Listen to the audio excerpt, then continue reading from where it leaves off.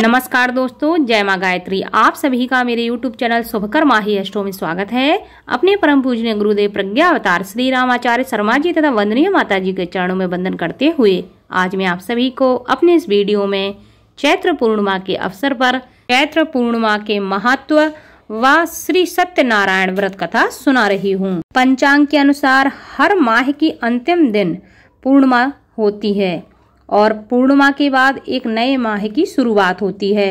चैत्र माह की पूर्णिमा इस बार 16 अप्रैल को है। चैत्र पूर्णिमा का विशेष महत्व है।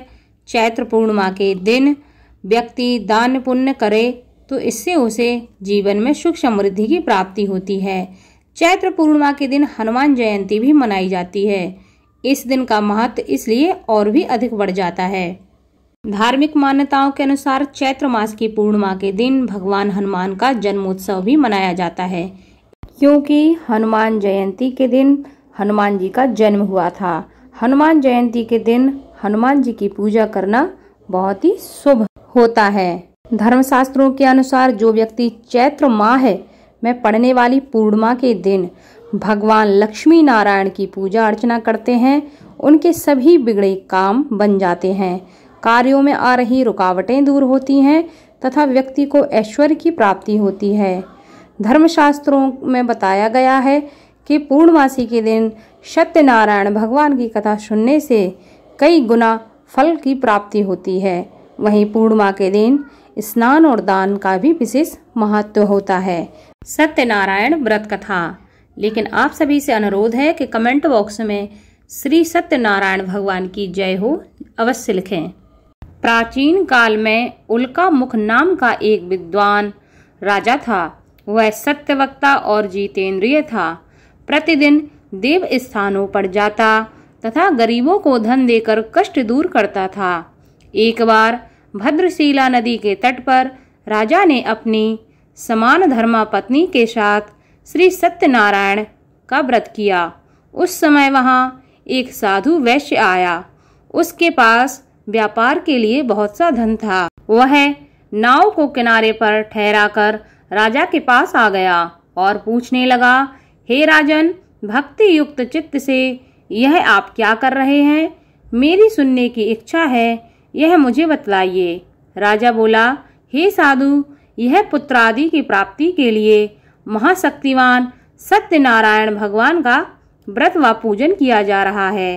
राजा के ऐसे वचन सुनकर साधु आदर से बोला, हे राजन, मुझे भी इसका पूरा विधान बतलाइए। मैं भी तदनुसार इस व्रत को करूंगा। मेरी भी कोई संतान नहीं है। राजा से पूरा विधान सुनकर व्यापार से निवृत्त हो वह हर्षित होकर घर लौटा।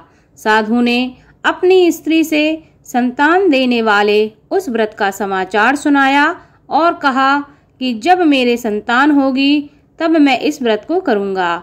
सत्यनारायण भगवान की कृपा से 10वें महीने में उसकी पत्नी लीलावती के गर्भ से एक सुंदर कन्या का जन्म हुआ।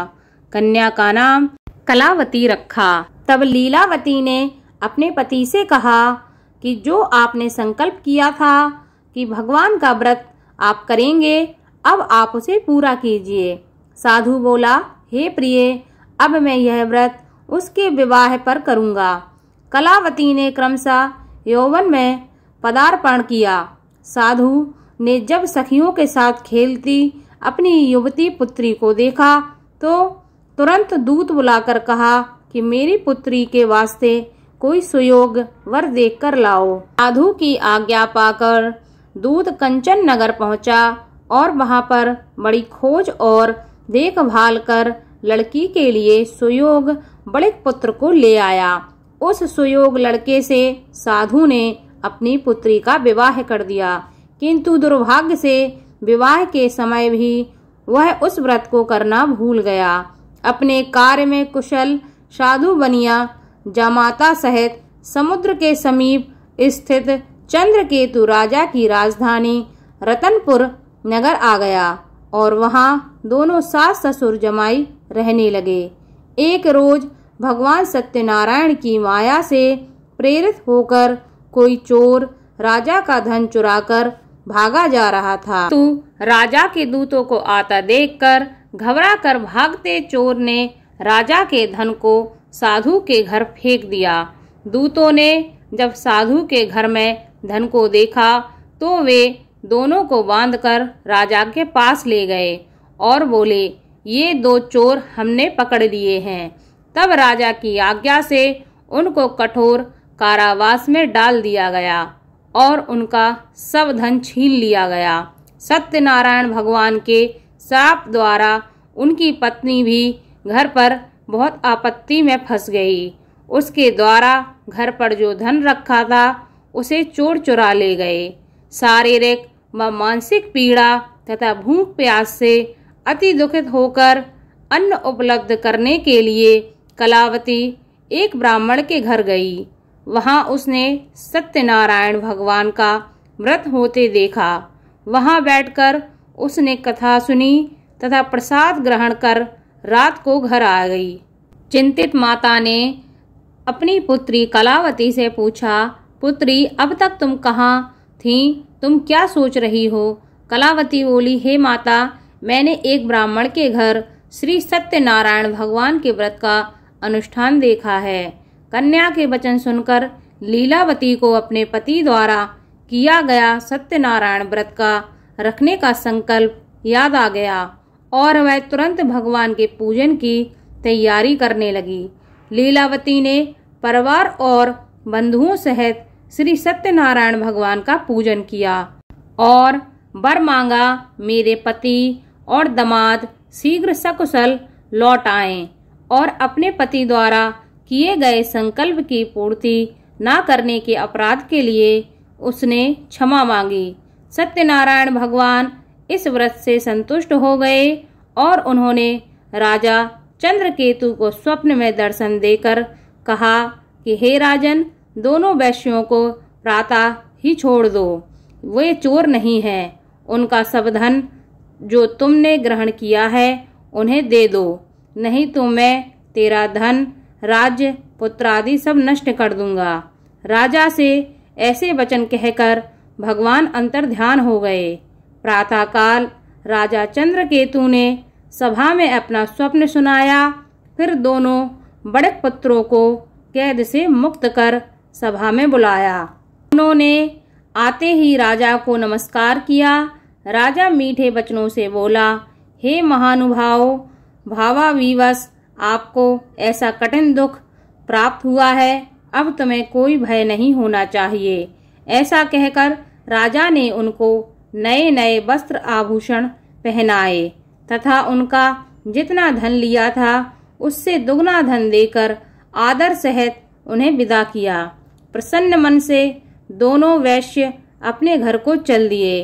वैश्य ने मंगलाचार पूर्वक यात्रा प्रारंभ की और अपने नगर को चल पड़ा।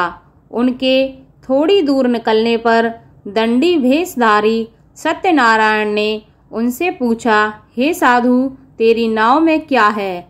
अभिमानी बड़िक हंसता हुआ बोला, हे दंडी, आप क्यों पूछते हो? क्या धन ठगने की इच्छा है? मेरी नाव में तो बेल और पत्ते भरे हैं। वैश्य का कठोर वचन सुनकर भगवान ने कहा, तुम्हारा वचन सत्य हो। दंडी ऐसा कहकर वहां से दूर चले गए और कुछ दूर जाकर समुद्र के किनारे बैठ गए। दंडी के जाने पर वैश्य ने नित्य क्रिया करने के बाद नाव को ऊंची उठी देखा और वह भौचक्का रह गया। नाव में बेल और पत्ते आदि देखकर वह मूर्छित हो जमीन पर गिर पड़ा। फिर मूर्छा खुलने पर अत्यंत शोकाकुल हो गया। तब उसका दामाद बोला कि आप शोक न करें, यह दंडी का शाप है, अतः हमें उनकी शरण में चलना चाहिए। दामाद के वचन सुनकर वह दंडी के पास पहुंचा और अत्यंत भक्ति भाव से नमस्कार करके बोला, मैंने जो आपसे असत्य वचन कहे थे उनके लिए मैं आपसे क्षमा मांगता हूँ। ऐसा कहकर वह रोने लगा। तब दंडी भगवान बोले, हे बड़िक पुत्र, मेरी आज्ञा से बार बार तुम्हें दुख प्राप्त हुआ है, क्योंकि तू मेरी पूजा से विमुख हुआ है। साधु बोला, हे भगवान, आपकी माया से मोहित ब्रह्म आदि भी आपके रूप को नहीं जानते, तब मैं अज्ञानी कैसे जान सकता हूँ। आप प्रसन्न हो जाइए, मैं सामर्थ्य अनुसार आपकी पूजा करूँगा। मेरी रक्षा करो और पूर्ववत नौका में धन भर दो। उसके भक्ति युक्त वचन सुनकर भगवान प्रसन्न होकर उसकी इच्छा अनुसार वर देकर अंतर्ध्यान हो गए।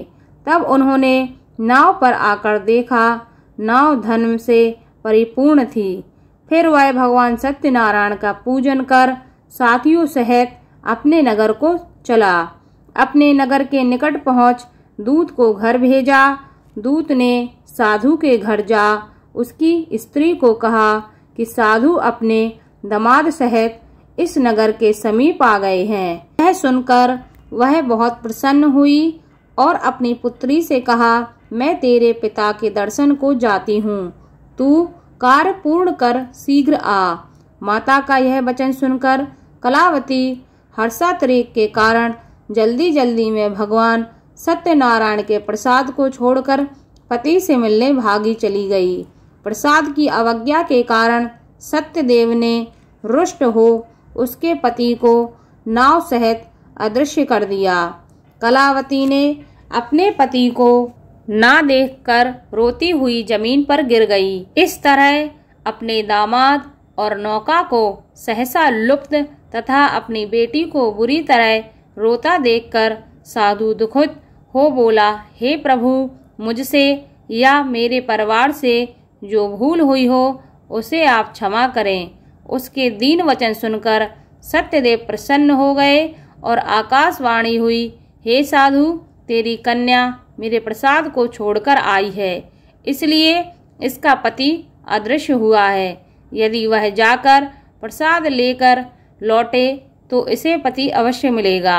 ऐसी आकाशवाणी सुनकर कलावती ने घर पहुंचकर प्रसाद ग्रहण किया। फिर आकर पति के दर्शन किए। नौका भी दृश्य हो आई।